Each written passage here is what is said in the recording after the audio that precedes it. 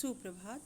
Class 11th Hindi आरोह भाग 1 का आज गद्य पाठ का दूसरा पाठ मियाँ नसीरुद्दीन, जिसको कृष्णा सोती जी ने लिखा है। अगली क्लास में इससे जो पहले क्लास थी उसमें आप लोगों ने कृष्णा सोती जी के जीवन परिचय, साहित्यिक परिचय और रचनाओं से परिचित हुए। और इस पूरे पाठ में यह बताया गया है कि कुछ काम इस तरह के होते हैं जो खानदानी होते हैं, जो वंशानुगत चले आते हैं। जैसे बढ़ई को ले लीजिए, तो लकड़ी का काम करता है तो उसका बेटा भी लकड़ी का ही काम करता है। लोहार है, लोहे का काम करता है तो उसका बेटा लोहार का काम करता है।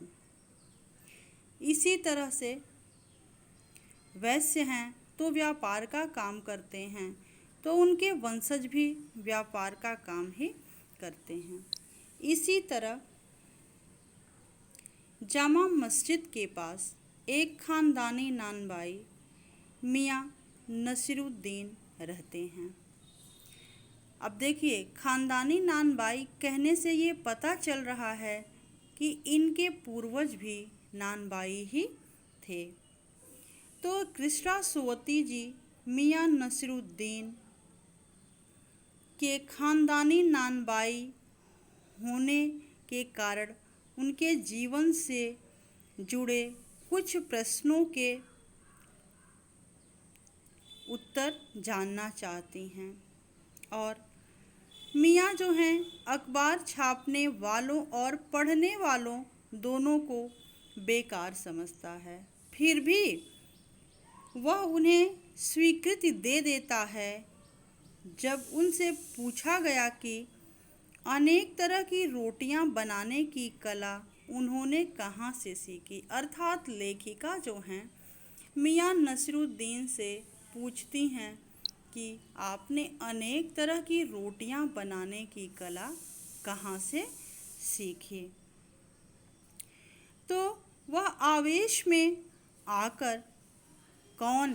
मियाँ नसीरुद्दीन आवेश में आकर के कहते हैं कि हम खानदानी नानबाई हैं, अर्थात यह रोटी बनाने का काम जो है हमारा खानदानी है और हमने अपने पूर्वजों से सीखा है, किसी और से नहीं।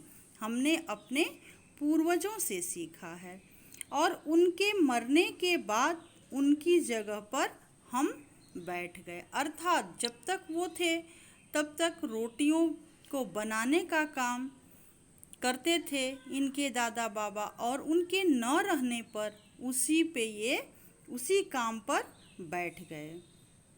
उनके पिता के विषय में जब पूछा जाता है तो वो बताते हैं कि वे मियाँ बरकत शाही नानबाई गढ़ैया वाले के नाम से प्रसिद्ध थे।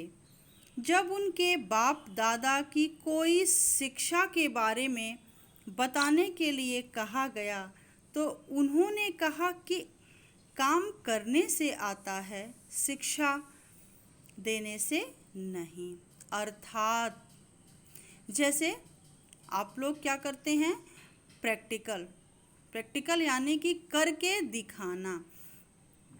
जैसे कोई मेडिकल का कोर्स करता है, ठीक है, तो जब मेडिकल का कोर्स करता है तो क्या करता है कि केवल थ्योरी नहीं, वो प्रैक्टिकल के तौर पर भी उसे सीखता है। जैसे किसी को इंजेक्शन लगाना है तो बार बार आप किसी किताब में पढ़ते रहेंगे कि ऐसे लगाना है,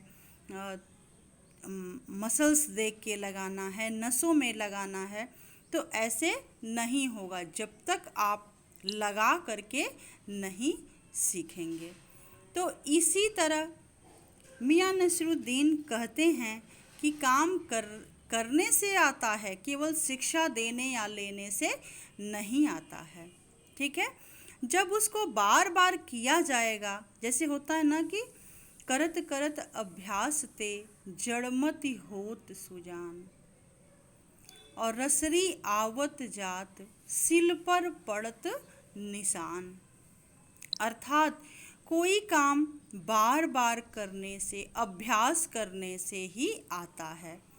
जैसे आप लोग बचपन में आप लोगों को कुछ नहीं आता था, कुछ लिखना पढ़ना नहीं आता था।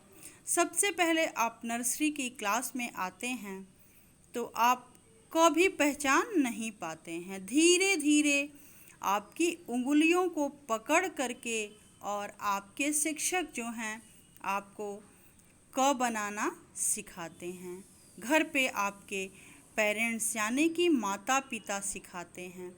और आज आप लोग जब 11th में आते हैं तो कितना सुंदर लिखना पढ़ना आ जाता है। आप अच्छे अच्छे नोट्स बनाते हैं, अपनी कॉपी में कई कई कॉपियों को भर डालते हैं लिख करके। लेकिन जब छोटे होते हैं तो इतना नहीं कर पाते हैं। यह सब कैसे आता है?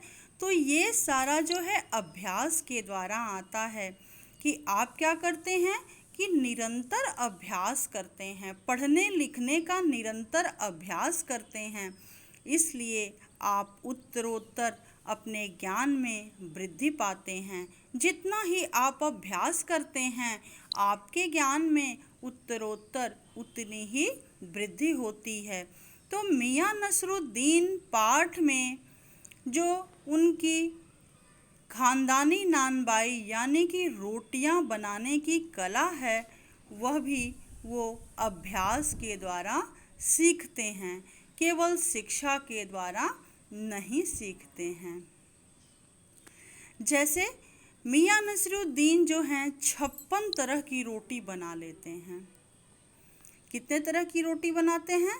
तो मियां नसरुद्दीन जो हैं वो 56 किस्म की रोटी बनाते हैं। और यह रोटी बनाने की कला वो शिक्षा के द्वारा नहीं, अभ्यास के द्वारा सीखते हैं। पुनः पुनः बार बार अभ्यास करने से ही सीखते हैं। आगे का अंश अगली क्लास में। धन्यवाद।